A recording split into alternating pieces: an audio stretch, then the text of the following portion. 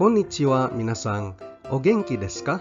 Welcome sa akong intermediate course niining akong channel, Hinapon Tabay. Niining lisuna, atong tukion unsaon pag-ingon, musuway ko og buhat ini, musuway ko og buhat ana. Pues, ato nang sugdan, hajimemashou.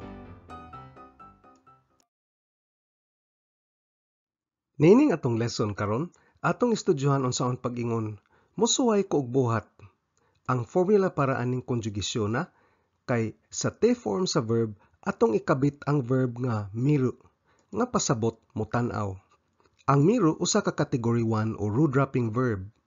Ang miru mao'y atong i-conjugate ngadto sa napo ka basic verb conjugations o kaha sa ubang modalities nga ato nang nakatunan sa mas pagpamalihog te mite kudasai, pagpananghid te mite mo i desu ka, pag-ekspresar og gusto mo buhat, te mitai desu ug uban pa.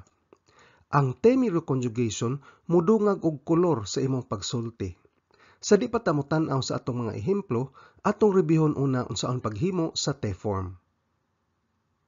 Kung nahinomdom kas na po ka basic verb conjugation, ang te miru conjugation mogamit sa te form sa verb. Adunay tuto ka dagkong kategorya sa Japanese verbs. Ang category 1 o root dropping verbs, ang category 2 o mga last hiragana changing verbs, ug ang category 3 o mga irregular verbs.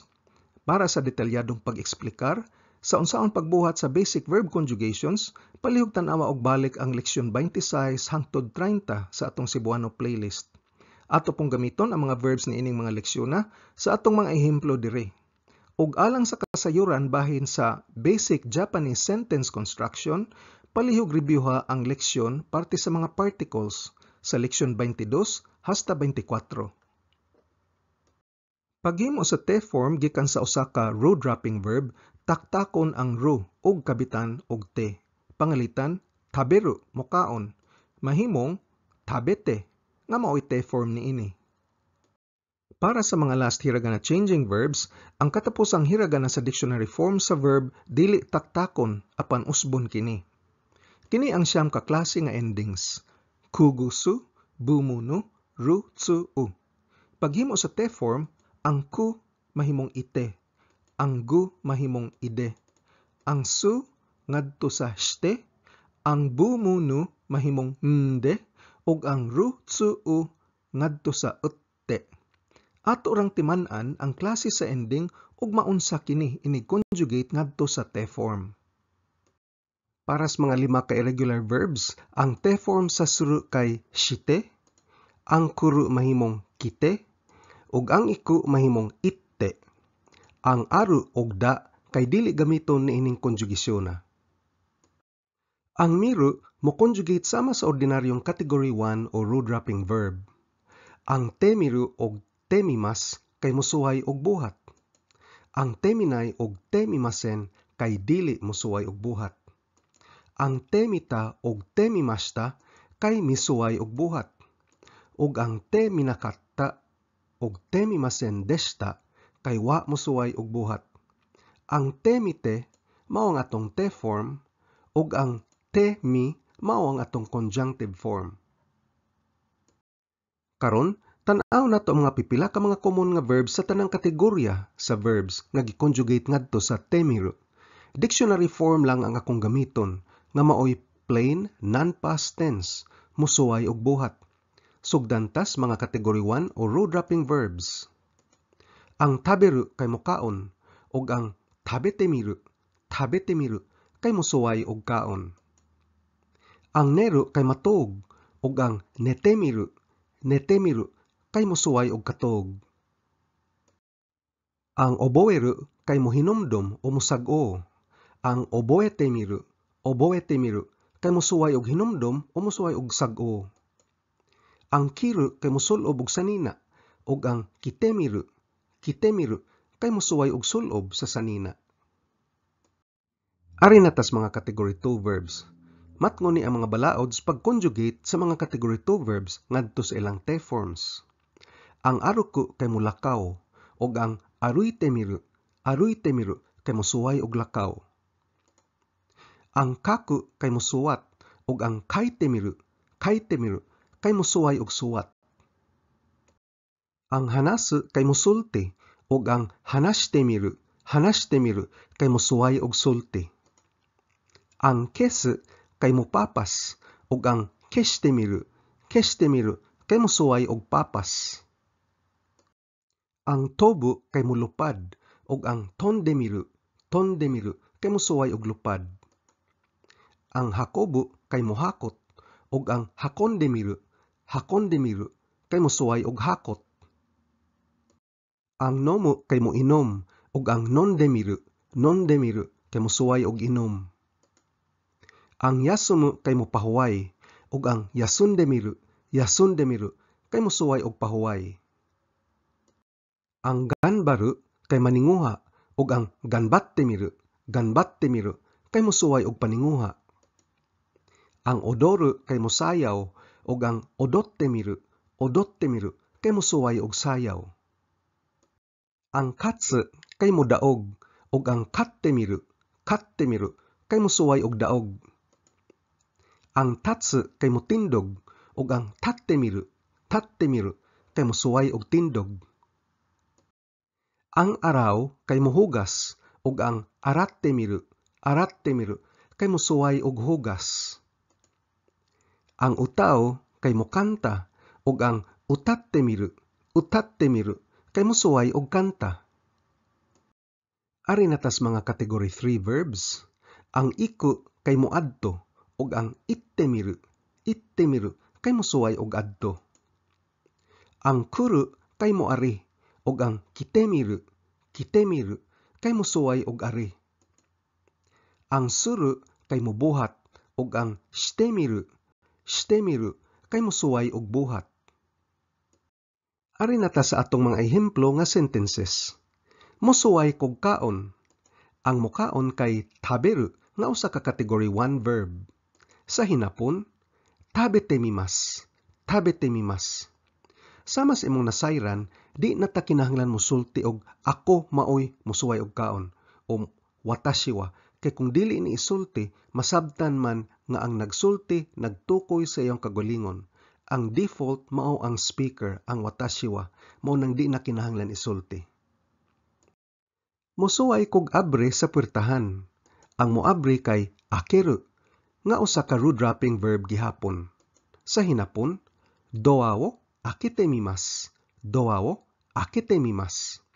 Ang doa o puwertahan mokuha sa direct object particle wo. Kung gusto nimong rebihon ang paggamit sa mga Japanese particles, palihog tan-awa ang leksyon 22 ug 23 sa atong Cebuano playlist. Misuway kog sira sa puwertahan apan wa nako nahimo. Ang mosira sa hinapon kay shimeru nga usa ka category 1 verb gihapon. Ug sa hinapon, doa wo shimete mimashita ga dekimasen deshita. Doa wo shimete mimashita ga dekimasen deshita. Palihog suwayi og pagpangutana ang maestra. Ang mangutana kay kiku, usa ka category 2 verb. Ug sa hinapon, sensei ni kite mite kudasai. Ang conjugation nga te kudasai kay pagpamalihog. Kung gusto nimong rebihon ang te kudasai, palihog tan-awa ang leksyon 39. Misuway kog himo og tiramisu pero napakyas ko. Ang muhimo kay tsukuru nga usa ka category 2 verb. Sa hinapon gamit ang plain form, teramisu o tsukutte mita ga shippai shite shimatta. Teramisu o tsukutte mita ga shippai shite shimatta. Ang te shimaw conjugation mo ekspresar og pagmahay o pagbasol. Kung gusto nimong rebihon ang te shimaw conjugation, palihog tan-awa ang leksyon 42. Gusto ko mosuway og nukos nga sashimi. Ang verb nga atong gitukoy kay mokaon o taberu. Sa hinapon, ika sashimi o tabete mitai desu. Ang conjunctive tie conjugation mo ekspresar og gusto mobuhat. Pwede ninyo reviewon sa leksyon 47. Sa di pa ko mopalit og sapatos, ako unang suwayan. Ang verb nato diri kay haku, nga mopasabot mosulob og sapot sa tiil. Usa kini ka category 2 verb. Ug sa hinapon, kutsu wo kao mai ni haite mimasu. Kutsu wo kao mai ni haite mimasu. Ang ru mai ni mao'y formula sa conjugation sa dili pa mobuhat. Pwede ninyo reviewon sa leksyon 35. Suwaya na to gamit ang bag-ong computer. Ang mogamit kay tsukao, usa ka category 2 verb. Sa hinapon, atarashi computer o tsukatte mimashou. Atarashi computer o tsukatte mimashou. Ang conjunctive mashou conjugation gamiton sa pagpangagda. Pwede ninyo ma-review sa leksyon 34. Di ka ba mosuway og Japanese champagne? Ang atong verb diri kay moinom o nomu, nga usa ka category 2 verb. Sa hinapon, Nihon no champagne wo nonde mimasen ka? Nihon no champagne wo nonde mimasen ka? Ang te mimasen ka conjugation kay gamiton sa pagpangimbitar o pagpangagda. Pwede ninyo reviewon sa leksyon 34. Di ko gusto mo suway og trabaho sa pabrika. Ang motrabaho kay shigoto suru, nga usa ka category 3 verb. Sa hinapon, koujou de shigoto shite mitakunai desu. Koujou de shigoto shite mitakunai desu. Ang conjunctive takunai conjugation mo ekspresar og dili ko gusto mo buhat. Pwede ninyo ma-review sa leksyon 47. Suwayig exercise kada adlaw. Usa kini kapag mandar. Ang mo exercise kay undo suru, nga usa ka category 3 verb. Sa hinapon, mainichi undo shite miro. Mainichi undo shite miro. Ang verb nga miru mahimong miro ini conjugate ngadto sa pagmandar. Ma-review nimo ang pagmandar sa leksyon 41. Pwede ba kumusuway og drive aning sakyanana? Kini usa ka pagpananghid. Ang mo drive kay unten suru, nga usa ka category 3 verb. Sa hinapon, kono kuruma wo unten shite mite mo ii desu ka? Kono kuruma wo unten shite mite mo ii desu ka? Ang te mo ii desu ka conjugation kay formula sa pagpananghid. Pwede ninyo ma-review sa leksyon 37. Sumahon ta nga atong nakatunan ining lesona.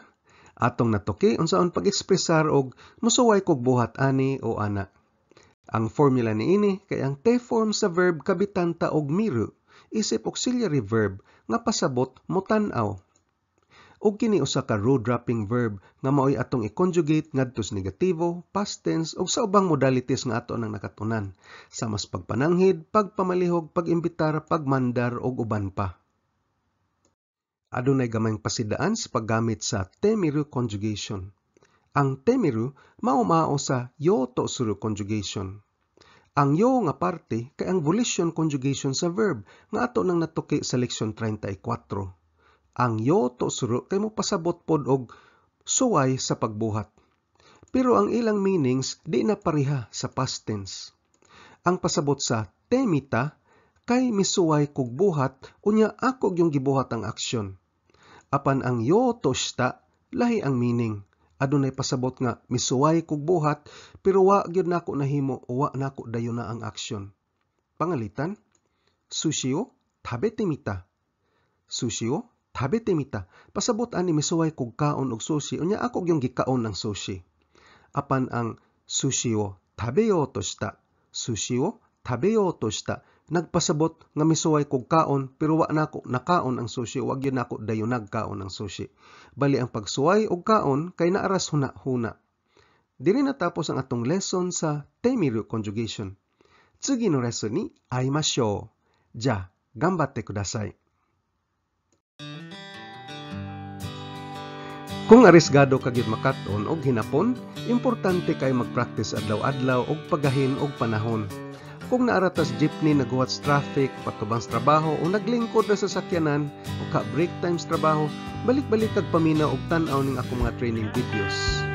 Kini sila giplano para ligon ang imong pundasyon sa pag-estudyo sa hinapon aron ka mabansay og ma-fluent. Ayaw kalimti pag-like, share ug subscribe. Nihongo no benkyo ni Gambarimasyo. Otsukare sama deshita.